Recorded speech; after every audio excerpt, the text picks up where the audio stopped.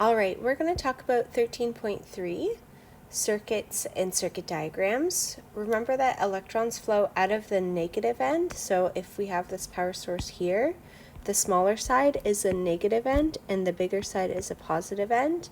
Electrons are going to flow out from here, move along the circuit, and come back through the positive end.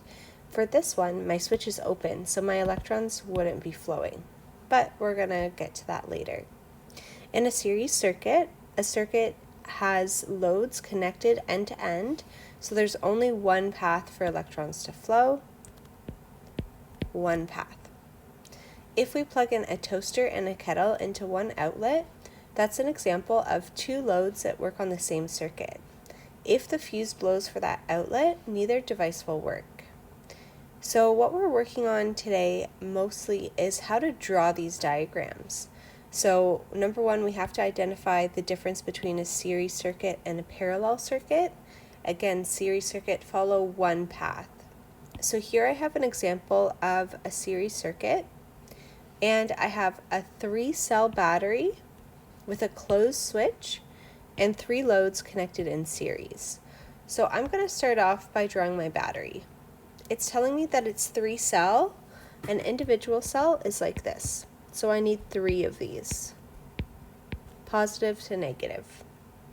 Okay, I have my conducting wire, a switch that is closed that looks like this, 3 loads. So when I'm drawing loads, over here, you're going to draw like a half heart with a loop, 2, 3, and draw a circle all the way around it. Those are your loads. And then we're going to connect our conducting wire.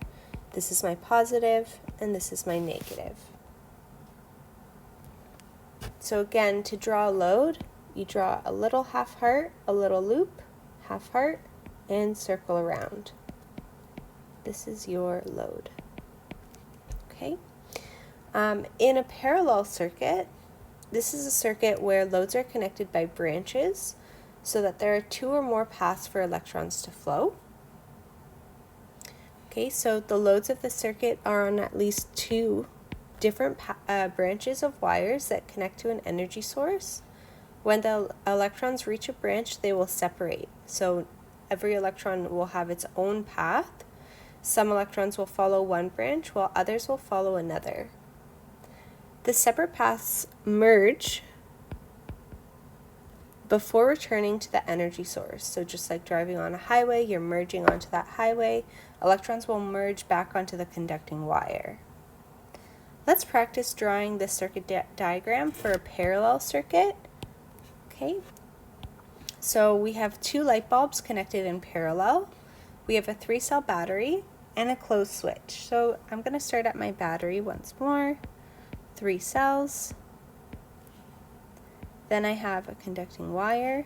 I have my first load, and my second load is connected in parallel.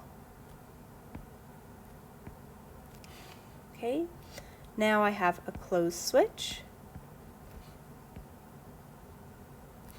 and this is my circuit diagram, positive end, negative end. All right, so I will complete this practice on your OneNote package. You can go back and watch this video as you need to. You should complete 13.1 from your homework package, as well as 13.3 and 13.5, but I'm going to put another video out for those 2 chapters. So for now, you can focus on 13.1.